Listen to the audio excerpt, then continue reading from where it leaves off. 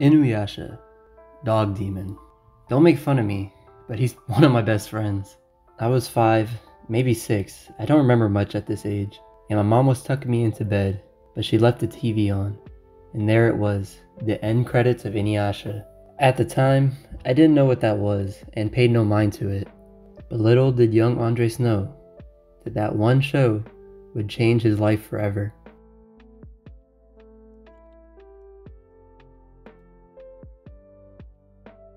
Fast forward 2 years and my mom's boyfriend at the time was watching an anime.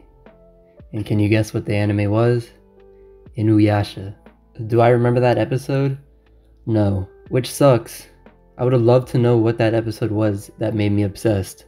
Now before I keep going, let me just say, before Inuyasha, and to this day, I really don't watch real shows. What do I mean? Like with real people, like with real actors. I don't know. It's just not as fun, because compared to cartoons or anime, where their ideas are limitless, people can only do so much until they have to CGI it.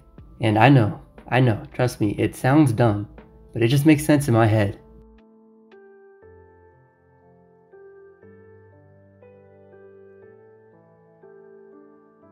While Inuyasha is not the greatest thing since sliced bread, to me, it is better than the invention of the wheel.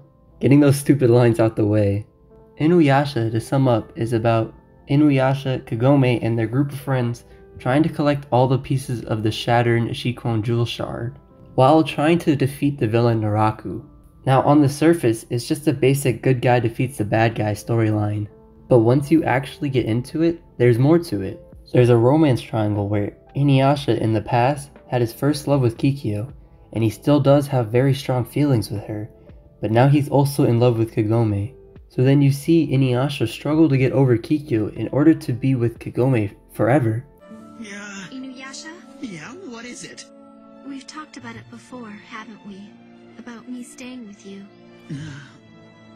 I know that there's a bond between you and Kikyo, and I know I can't ever ask you to forget about her. And yet, I'm going to stand by you, Inuyasha. It's what I know I have to do. Or Moroku, how his ancestors have been cursed for generation to generation by Naraku with a wind tunnel, that if he doesn't kill Naraku in time, he will be consumed by the wind tunnel himself, which becomes a race against the clock. And yes, he is a perv, but deep down he's actually just afraid if he doesn't succeed in time, he will die. So he wants to have kids, so they too can go after Naraku until someone finally succeeds and breaks the curse. How does he manage to always stay so lighthearted? I bet that deep inside, he worries about the wind tunnel curse every single day. This is my father's grave. A curse was placed upon my family in my grandfather's time. He and my father were eventually sucked up into the wind tunnels in their own hands. In time, eventually I too will be drawn into the terrible nothingness of my own hand. And I won't even get into Sango's story, or even Inuyasha's older brother Shishomaru and his story with Rin and Jaken. The point?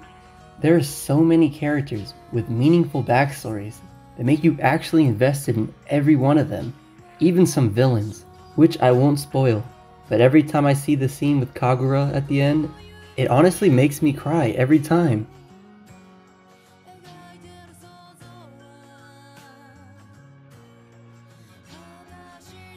Young Andres was so obsessed that anything and everything had to be revolved around Inuyasha. I would walk like him. I would sit like him. He was my imaginary friend, and I would make my cousins play games with me where we pretended to be them. Toonami would play it on Saturdays, 5 o'clock in the morning, 2 episodes back to back. Down to the final hour. I shall have to take over protecting the others.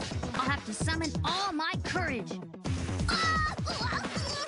Get ready for some Inuyasha coming up next. So I would do what it takes to stay up as Dragon Ball Z, Bleach, and Full Metal Alchemist passes.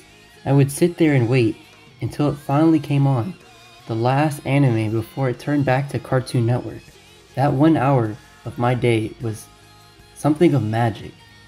that sadly I will never experience again. Unless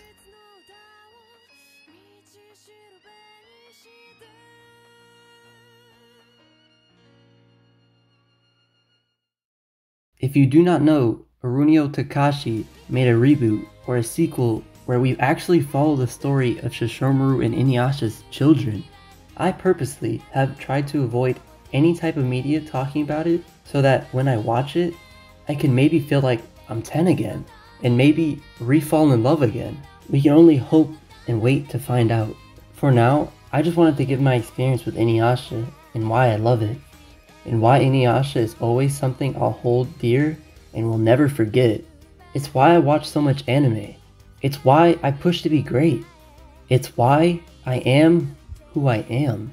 And until next time, remember, every day is our day.